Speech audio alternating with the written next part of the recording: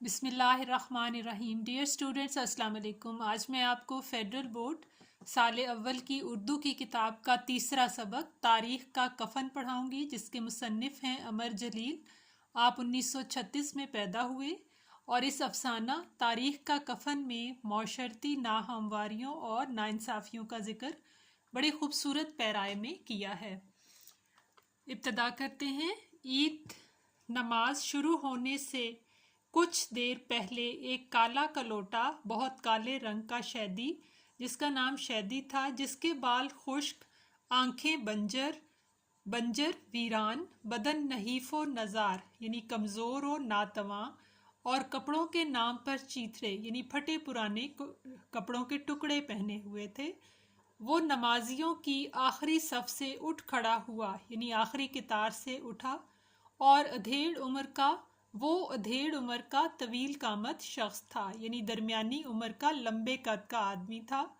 उसके कंधे सलीब की तरह, सलीब ईसाइयों का मजहबी निशान है, की तरह सीधे और सीना चौड़ा था। उसकी पुश्त कमर जिंदगी का बोझ उठाते बर्दाश्त करते कमान बन चुकी थी, खमदार हो चुकी थी। उसने लंबी सांस खींचकर एक उड़ती निगाह ईदगाह पर डाली यानी आह भरकर एक सरसरी नज़र ईदगाह पर डाली। पूरी ईदगाह कराची के भांत भांत किस्म किस्म के लोगों से अटी पड़ी थी, भरी पड़ी थी। कितारें शुमार से बाहर यानी बेशुमार कितारें या सफ़ें थीं। नमाजी बेअंदाज यानी बहुत ज़्यादा, बेशुमार। कुछ के कपड़ों के जोड़े नए, कुछ के धुले हुए, कुछ के उजले यानी साफ सुथरे रंग, इतने सारे कि जैसे आसमान से रंगों की धनक ज़मीन पर उतर आई हो। धनक होती है 7 रंगों की कमान जो बारिश के बाद अमूमन आसमान पर दिखाई देती है। ईद नमाज शुरू होने में चंद लम्हात यानी थोड़ी देर बाकी थी। मुल्ला बेहद अकीदत और बड़े एहतराम और बड़े जोशो खरोश यानी जज्बे के साथ तारीख़ इस्लाम के औराक पलट रहा था, यानी इस्लाम क्या के माजी के बारे में बता रहा था। वो कभी बाहें ऊपर उठाता यानी अपने बाजू ऊपर करता, कभी नीचे करके आवाज़ के ज़ेरो बम के साथ यानी आवाज़ के उतार चढ़ाव के साथ, कभी सीधे स्वभाव यानी कभी सीधा सादा, तो कभी सुर यानी लय में बोलते हुए लोगों के जज्बे ईमानी को बेदार करने की कोशिश कर रहा था, यानी ईमान के जज्बे को जगाने की। लोग मुअद्दब बैठे थे यानी अदब से बैठे थे, और दौराने वाज यानी नसीहत या दर्स के दौरान कभी कभार ऊँघ लेते थे। मुराद ये कि नींद से थोड़ा बहुत ऊँघ लेते थे। उनकी निगाहें अपने अपने मुसल्लों के आगे रखे जूतों पर थीं, यानी उनकी नज़रें अपनी जाय नमाजों के आगे रखे जूतों पर थीं। कुछ जूते नए, कुछ पुराने फटे हुए। बूटों, स्लीपरों, सैंडलों और चप्पलों के तलवों से मिले हुए यानी दोनों के नीचे हिस्से मिलाकर रखे हुए थे, और जाय सजदा से इंच भर दूर थे, थोड़ी सी दूर थे। जो नमाजी अपने साथ जुलजना की तरह सजे संवरे बच्चे ले आए थे। जुलजना यानी इमाम हुसैन की शहादत के दिन निकाले जाने वाले जुलूस, उनकी 10वीं मुहर्रम को जो जुलूस निकाले जाते हैं उसे जुलजना का जुलूस कहते हैं। उनकी एक आंख जूतों पर तो एक बच्चों पर गुड़ी हुई थी, जमी हुई थी। सेहतमंद मुल्ला यानी सेहत में अच्छा था मौलवी, और उसकी आवाज़ भी ठीक ठाक थी। वाज कर रहा था, नसीहत कर रहा था, लोगों को अल्लाह ताला के रहमो करम की बजाय अल्लाह ताला के कहर और अजाब की बातें बता कर डरा रहा था, यानी अल्लाह ताला के करम नवाजी का जिक्र करने के बजाय अल्लाह ताला के अजाब का जिक्र ज़्यादा कर रहा था। यूं लग रहा था कि जोशे ईमानी में लाउड स्पीकर फाड़ देगा, यानी जज्बे के साथ इतना ज़ोर से बोलेगा कि लाउड स्पीकर फट जाएगा। अबे बैठ जा, कंगाल किस्म के एक दुबले पतले शख्स ने शैदी का बाजू पकड़ते हुए कहा। एक गरीब शख्स ने जो कि कमज़ोर सा था शैदी का बाजू पकड़ते हुए कहा, खड़े क्यों हो, बंदरिया भाग गई क्या? यानी इंतहाई बदअखलाकी के साथ शैदी को बिठाना चाहा।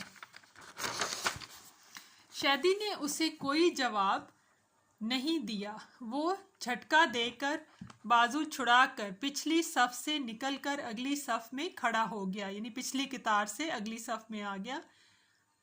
अबे दूर कर ये अपने तवे ऐसे पाँव, यानी अपने काले पाँव दूर करो। शैदी को कोहने मारते हुए यानी बाजू मारते हुए एक चिड़िया जितने नौजवान ने कहा। एक कमज़ोर से शख्स ने कहा, आदमी हो के तारकोल। अमूमन जब सड़कें बन रही होती हैं तो तारकोल एक माया काले रंग का उसके ऊपर डाला जाता है। शैदी ने उसे कोई जवाब नहीं दिया और ना ही गर्दन मोड़कर उसकी तरफ देखा। इस कितार से निकलकर अगली में खड़ा हो गया। ओहो, बड़े अहमक हो, बेवकूफ़ हो तुम भी, उजले सफ़ेद कपड़ों वाले एक शख्स ने गुस्सा में शैदी की तरफ देखते हुए कहा। उजले, बहुत साफ सुथरे। शर्म नहीं आई मेरे कोरे पाजामे के पांचे पर पाँव रखते हुए, यानी मेरे नए सफ़ेद रंग के पांचे पर पाँव रख दिया। शैदी की उदास आंखों में पुरस्रार रोशनी उभर आई थी, पुरस्रार छुपी हुई राजदाराना। उसने इस बिफरे हुए गुस्से में जो शख्स था के जुमले को सुना अनसुना कर दिया, कोई तवज्जो ना दी। वो कदम बढ़ाकर अगली कतार में जा खड़ा हुआ। खबरदार फरिश्तों जैसे एक शख्स ने शैदी की टांग की चुटकी काटते हुए कहा, यानी उसे रोकना चाहा। लाहौल वाला, मेरा दुबई का मुसल्ला मैला कर दिया, यानी मेरा बाहर से आया हुआ मुसल्ला जायनमाज गंदा कर दिया। आदमी हो कि इब्ने इबलीस, यानी शैतान के बेटे। अक्सर हम कहते हैं ना शैतान का बच्चा। शैदी ने चुटकी की परवाह नहीं की, कोई फिक्र नहीं की और ना ही फरिश्तों ऐसे शख्स के जुमले की। उसकी उदास आंखों में पुरस्रार यानी हैरान कुन राजदाराना सी रोशनी मजीद चमक गई। वो कदम बढ़ाकर अगली कतार में जा खड़ा हुआ। अरे ओ बिन मानस, यानी बंदर, एक नौजवान जिसने बड़ी मेहनत और जफाकशी यानी सख्त मेहनत के बाद अपनी चमकती पेशानी पर बाल सजा रखे थे, मुराद ये कि खुद को तैयार किया हुआ था, ने शैदी को हकारत आमेज लहजा यानी नफरत भरे अंदाज में कहा, चिड़ियाघर से पिंजरा तोड़कर भागे हो। यानी हर शख्स अपने अपने मिजाज के मुताबिक उससे बदतमीजी कर रहा है। करीब बैठे कुछ एक्टर छाप नौजवानों ने कहका लगाया, यानी कुछ बनावटी किस्म के नौजवान जोर से हंसे। एक भैंगे नौजवान ने अदाकारों ऐसे लहजे में कहा, यानी जिसकी एक आंख टेढ़ी थी, लगता है अफ्रीका से हिजरत करके आया। अमूमन अफ्रीका के लोग काले रंग के होते हैं। एक्टर छाप नौजवानों की टोली ने कहका लगाया, यानी सब जोर से हंसने लगे। एक उधेड़ उम्र शख्स जो ऊँघ रहा था कहका सुनकर बेदार हुआ, जाग गया। उसने घुटनों से सर निकाल कर नौजवानों की तरफ देखते हुए कहा, ए लड़कों, 30 मार खानी मत दिखाओ, वाज सुनने दो, यानी अपनी बहादुरी मत दिखाओ, हमें वाज यानी नसीहत सुनने दो, खुतबा सुनने दो। चुप कर अबाबील के बच्चे, यानी उसे भी बदतमीजी के साथ पेश आए नौजवान। एक नौजवान ने फिलबदी यानी ज़बानी जवाब दिया, उसी तुर्की बतुर्की जवाब दिया। वो शख्स उतरा हुआ चेहरा लेकर बैठ गया, यानी मुरझाया हुआ चेहरा लेकर बैठ गया। इस दौरान शैदी दो कितार छोड़कर अगली कितार में जा खड़ा हुआ। अरे इधर आगे कहाँ आ रहे हो?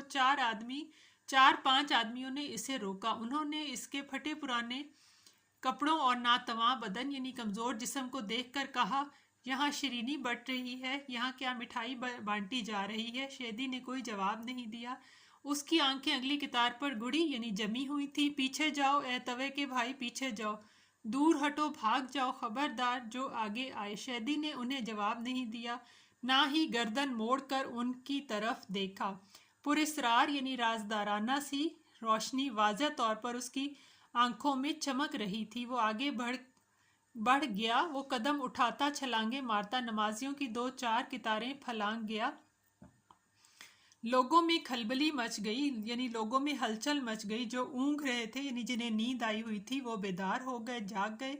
जो बेदार थे कानों से वाज सुन रहे थे, यानी जो पहले से जाग रहे थे और उनकी समातें आवाज़ सुन रही थी, खुतबा सुन रही थी और आंखों से अपने जूतों और बच्चों की निगहदाश्त यानी हिफाजत कर रहे थे। वो शुतुरमुर्ग की तरह गर्दनें फेर कर शैदी की तरफ देखने लगे। चूँकि शुतुरमुर्ग की गर्दन बहुत लंबी होती है, इसलिए वाज़ह तौर पर नज़र आती है कि किस तरफ देख रहा है। उन्होंने जब शोर सुना तो झपट कर अपने अपने जूते उठा लिए। یعنی تیزی سے اپنے جوتے سنبھالے، بچوں کو کھینچ کر گود میں بٹھا لیا۔ کچھ پرحشمت بہادروں یعنی بہت عظمت والے دلیر نوجوانوں اور نڈروں یعنی بہادر نوجوانوں نے شیدی کو قابو کر لیا۔ پکڑنا، مت چھوڑنا، خوب مرمت کرنا یعنی خوب مارنا۔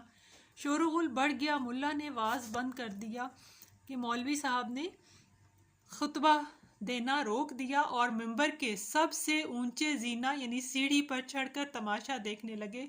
تمام مخلوق یعنی خلقت کا دھیان توجہ شیدی کی طرف ہو گیا۔ کئی انواع کے لوگ، کئی اقسام کے لوگ، کئی اقسام کے لہجے، بھانت بھانت کی بولیاں یعنی ہر طرح کی زبانیں بول رہے تھے، لیکن مفہوم مراد یہ کہ مطلب سب کا ایک تھا۔ چور ہے، چور نہیں ہے، جیب کترا یعنی جیب کاٹنے والا ہے، بشنی ہے، زانی یا عیاش ہے، برابر برابر، ضرور کسی مومن کی جیب خالی کر لی ہوگی، شکل سے ہی چور کا پتر دکھائی دیتا ہے یعنی چور کا بچہ لگتا ہے۔ جوتوں کا چور، قابو کرنا، پکڑنا، بھاگنے مت دینا، جلدی کرنا، چور ہے، جیب کترا ہے، بدماش ہے یعنی بہت برا انسان ہے، معاشرے میں برا مشہور ہے، شہدا یعنی بیچارہ ہے۔ ایک شخص ہجوم سے یعنی بھیڑ سے راستہ بناتا، ہلا بولتا، چیختا چلاتا آگے بڑھا، اس کے ہونٹ پتلے، خشک آنکھیں مچمچی اور بے رونق اور بال اجڑے ہوئے تھے یعنی چھوٹی آنکھیں جو بند معلوم ہوتی تھیں، ویران چہرہ، بال اجڑے ہوئے۔ اس نے لوگوں سے بلند آواز میں کہا، میں اسے اچھی طرح جانتا ہوں، یہ چور نہیں ہے، نہ ہی جیب کترا اور نہ ہی لفنگا یعنی نہ ہی آوارہ ہے، یہ صرف شیدی ہے۔ جس نیک بندے کا ہاتھ شیدی کی گردن میں تھا، اس نے ایک نگاہ میں نووارد کا جائزہ لیا یعنی نئے آنے والے کو دیکھا، طنزیہ انداز میں پوچھا یعنی طنز کرتے ہوئے پوچھا، اور تم کون ہو؟ اس نے جواب دیا، میں مامو خان موچی ہوں۔ بھاگ جا موچی، تو جا کے پھٹے پرانے جوتوں کی مرمت کر یعنی لوگوں کے پرانے جوتے سیو۔ نیک صورت اور نیک سیرت یعنی اچھے کردار والا شخص جو بظاہر معلوم ہوتا تھا، ہم خود ہی اس کی خبر لیں گے۔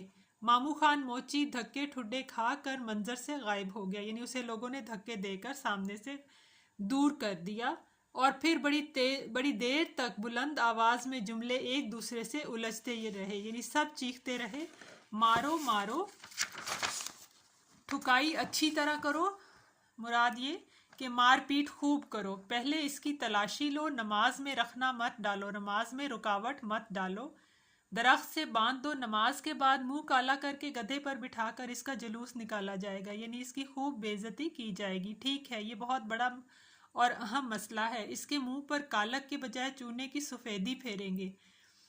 ہرگز نہیں، بالکل نہیں، چور کا منہ ہمیشہ کالا ہوتا ہے۔ اس مسئلے پر لوگوں سے ووٹ لیا جائے گا، ووٹ لینے کا وقت نہیں ہے۔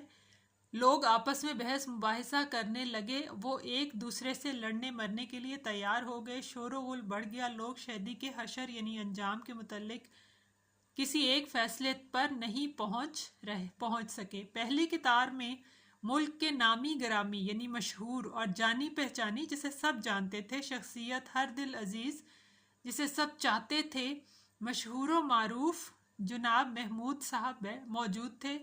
لوگوں کو محمود صاحب کی حفاظت کی فکر لاحق ہوئی یعنی پریشان ہو گئے، وہ محمود صاحب کے لیے پریشان ہونے لگے۔ ہجوم میں بھیڑ میں سے کسی نے بلند آواز چیختے ہوئے کہا، کالا شیدی پہلی قطار کی طرف بڑھ رہا ہے، یہ بدبخت ضرور کسی دشمن ملک کا ایجنٹ ہے یعنی یہ بد نصیب کسی دشمن ملک کا نمائندہ ہے اور محمود صاحب کو قتل کرنے کے لیے بھیجا گیا ہے یعنی سب لوگ اپنے اپنے اندازے اور قیاس آرائیاں کر رہے تھے۔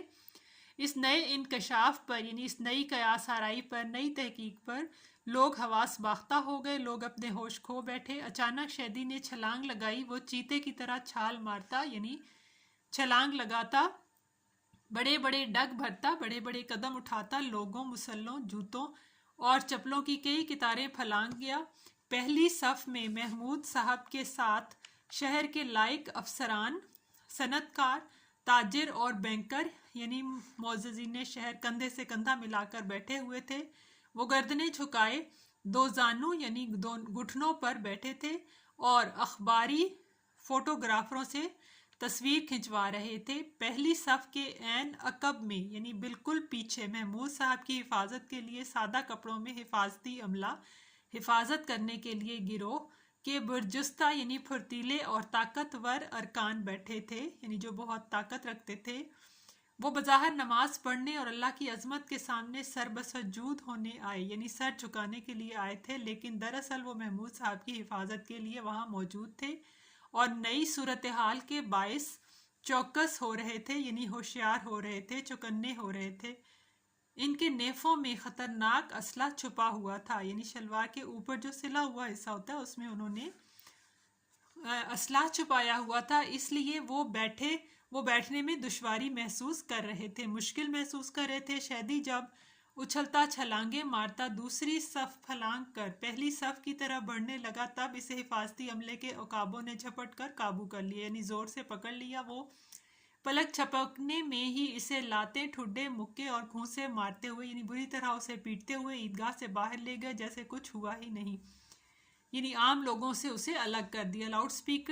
لاؤڈ سپیکروں میں ملا کی آواز گونجنے لگی۔ وہ دونوں ہاتھ عرش کی طرف اٹھا کر عاجزی انکساری کے ساتھ، یعنی بڑی عاجزی کے ساتھ اور مترنم یعنی سریلے انداز میں اللہ تعالیٰ سے محمود صاحب کی درازی عمر، لمبی عمر کی دعا مانگنے لگے۔ لوگوں کا خیال بدل گیا، یعنی لوگوں کی توجہ اب اس طرف نہ رہی کہ وہ شیدی کا پوچھیں، وہ شیدی کو بھول کر پہلے محمود صاحب کی طویل لمبی عمر کی دعائیں مانگنے اور پھر واعظ سننے لگے۔ انہوں نے اپنے نئے پرانے بوٹ اور چپل سجدہ گاہ سے انچ بھر کی دوری پر رکھے۔ عید گاہ سے باہر ایک علیحدہ جگہ میں حفاظتی عملے کے ایک بڑے افسر نے بیت کی چھڑی سے، یعنی خاص قسم کی چھڑی سے کہ پے در پے وار کر کے بار بار وار کر کے شیدی سے پوچھا، بتاؤ، جواب دو، تم کس نیت سے پہلی صف کی طرف بڑھ رہے تھے؟ مکوں، گھونسوں اور تھپڑوں کے سبب شیدی کا پورا چہرہ خونم خون ہو گیا، یعنی بہت زیادہ خون سے بھر گیا۔ اس کا منہ خون سے بھرا ہوا تھا، وہ کوئی بھی جواب نہ دے سکا، یعنی بری طرح مار کھانے کی وجہ سے وہ کچھ نہ بول سکا۔ جواب دو۔ پھر لاتیں اور مکے، چہرے پر گھونسے اور پنڈلیوں پر لونگ بوٹوں کی ٹھوکریں لگیں، یعنی اسے ہر طرح سے مارا جا رہا تھا۔ جواب دو، کس کے ایجنٹ ہو، کس کے نمائندے ہو، کس دشمن کی طرف سے آئے ہو، کس نیت سے آگے بڑھ رہے تھے؟ شیدی کی ناک سے خون کی ریلیں بہنے لگے، یعنی تیزی سے خون بہنے لگا۔ پیٹ اور کوک اور پسلیوں پر لاتیں پڑنے کے باعث اس کا جوڑ اکھڑ گیا، یعنی اسے بہت زیادہ تکلیف ہو رہی تھی، اس کی آنکھوں کے آگے اندھیرا چھا گیا۔ پہلی قطار کی طرف کیوں اور کس نیت سے بڑھ رہے تھے؟ عملدار نے اسے پیٹ پر لات اور گردن پر مکہ مارتے ہوئے پوچھا، جواب دو، کس ارادے سے پہلی صف کی طرف بڑھ رہے تھے؟ شیدی نے خون کی کلی کر کے منہ کو پھٹی قمیض کے بازو سے پونچھ لیا، اس کے کٹے پھٹے ہونٹ کانپنے لگے، یعنی وہ بری حالت میں تھا۔ اس نے کمزور آواز میں کہا، میں پہلی صف میں کھڑا ہو کر نماز پڑھوں گا۔ حفاظتی عملے کے چاق و چوبند یعنی ہوشیار جوان شیدی کا جواب سن کر کچھ پریشان ہو گئے، پھر اس کے خراب حال اور سادہ شکل و صورت دیکھ کر گڑ گڑ کہکے لگانے لگے۔ کسی نے کہا، ارے تم پہلی قطار میں کھڑے ہو کر نماز پڑھو گے؟ ان میں سے ایک نے زوردار مکہ شیدی کی پیشانی پر ناک کے قریب جمایا اور کہا، یعنی بہت زور سے مارا اور کہا، تم جھوٹ بولتے ہو۔ پورا ماحول شیدی کی آنکھوں کے سامنے زیر و زبر ہونے لگا، یعنی ماحول ایک میں اتار چڑھاؤ آنے لگا، ریزہ ریزہ ہونے لگا۔ اس کی آنکھیں، اس کی سانسیں سینہ میں دھڑکنے کے بجائے تڑپنے لگی، سانسیں بند ہونے لگی، ناک، منہ، کانوں سے خون رستا بہتا رہا، یعنی وہ بری طرح خون ہو چکا تھا۔ اس نے شکستہ لہجے میں کہا، یعنی کمزور آواز میں کہا، میں پہلی قطار میں کھڑا ہو کر نماز پڑھوں گا۔ حفاظتی عملے کے ایک تنومند نوجوان نے شیدی کے سینے پر گھونسے کا بھرپور وار کیا اور پھر اسے گالی دیتے ہوئے کہا، یعنی اسے برا بھلا کہتے ہوئے کہا، ڈرامہ کرتے ہو سور کے بچے، یعنی گالیاں دی، ہم تمہیں پہچان گئے ہیں، تم غیر ملکی ایجنٹ ہو، یعنی تم دشمن کے نمائندے ہو۔ شیدی مکہ کھا کر پیچھے ہٹ گیا اور جا کر دیوار سے لگا، یعنی گر گیا، بتاؤ۔ پھر لاٹھیاں برسنے لگی، زور زور سے اسے ڈنڈے مارے جانے لگے، بتاؤ کس کے ایجنٹ ہو، کس کے نمائندے ہو؟ میں ایجنٹ نہیں ہوں، شیدی بجھنے لگا، یعنی وہ تکن سے چور ہو گیا، زخموں سے چور ہو گیا۔ اس نے ٹوٹتے بکھرتے ہوئے کہا، میں پہلی صف میں کھڑا ہو کر نماز پڑھوں گا۔ ابے لنگور، ایک موٹے تگڑے یعنی صحت مند اہلکار نے، عملے کے ایک رکن نے اسے تھپڑ مارتے ہوئے کہا، زندگی بھر کبھی آئینہ دیکھا ہے؟ چلا ہے پتر پہلی قطار میں نماز پڑھنے۔ شیدی کی سانسوں کا سلسلہ اس کی ناک سے بہتے خون کے سبب ٹوٹنے لگا۔ اس نے کہا، میں پہلی قطار میں کھڑا ہو کر نماز پڑھوں گا۔ ابے اونٹ کے بچے، موٹے تگڑے عملدار نے کہا، شہر کے معزز لوگ محمود صاحب کے ساتھ نماز پڑھنے کے لیے پہلی صف میں موجود ہیں، تم پہلی صف میں یعنی پہلی قطار میں کیسے نماز پڑھو گے؟ شیدی نے نحیف آواز میں کہا، کمزور آواز میں کہا، میں بھی پہلی صف میں محمود صاحب کے ساتھ کھڑا ہو کر نماز پڑھوں گا۔ حفاظتی عملے کے تنخواہ داروں نے خوب کہکے لگائے، یعنی زور سے ہنسے۔ اس نے کہا، اس کا دماغ ٹھکانے نہیں ہے، بہروپیہ ہے، یعنی اس نے بھیس بدلا ہوا ہے، کوئی ڈرامے باز ہے۔ بڑے افسر نے اپنے عملے کو حکم دیتے ہوئے کہا، اس سے پوچھو کہ یہ کون ہے اور محمود صاحب کے ساتھ کھڑا ہو کر نماز کا ڈھونگ کیوں کر رہا ہے، یعنی یہ ڈرامہ کیوں کر رہا ہے کہ وہ اتنی بڑی شخصیت کے ساتھ کھڑے ہو کر نماز پڑھنا چاہتا ہے۔ پھر جو درگت بنانا، پھر جو حشر کرنا ان کے حافظہ میں موجود تھا، یعنی انہوں نے اپنی نوکری کے دوران سیکھا تھا، وہ درگت انہوں نے شیدی کی بنائی، یعنی اس طرح برا حشر کیا، لاتیں مکے اور گھونسے مار مار کر اسے ادھموا یعنی مرنے کے قریب کر دیا۔ شیدی فرش گزی یعنی گزی ہو گیا، فرش پر لیٹ گیا۔ انہوں نے اسے پھر اٹھا کر کھڑا کر دیا، یعنی دوبارہ مارنے کے لیے کھڑا کر دیا، اس کے منہ پر پانی کے چھینٹے مار کر اسے ہوش میں لائے۔ شیدی نے خون آلود آنکھیں کھول کر حفاظتی عملے کی طرف دیکھا۔ چاق و چوبند افسر اس کے بالوں کو مٹھی میں پکڑتے ہوئے کہا، یعنی اسے زبردستی پکڑتے ہوئے کہا، بتاؤ تم کون ہو؟ محمود صاحب کے ساتھ کھڑے ہو کر نماز کیوں پڑھنا چاہتے ہو؟ شیدی بجھنے لگا، یعنی مرنے کے قریب تھا۔ ایک لمحے کے لیے اس کی آنکھوں میں پراسرار روشنی لوٹ آئی، یعنی جو امید، جو چمک اس کی آنکھوں میں تھی دوبارہ واپس آ گئی۔ اس نے ٹوٹے پھوٹے لہجے میں کہا، میں ایاز ہوں، میں ایک ہی صف میں کھڑا ہو کر محمود کے ساتھ نماز پڑھوں گا۔ دراصل یہ اس شعر کی طرف اشارہ ہے، ایک ہی صف میں کھڑے ہو گئے محمود و ایاز، نہ کوئی بندہ رہا نہ کوئی بندہ نواز، یعنی مسلمانوں کی مساوات اور برابری کے بارے میں کہا گیا ہے اس شعر میں کہ نماز کے دوران اور عام حالات میں بھی اسلامی معاشرے میں سب لوگ برابر ہیں۔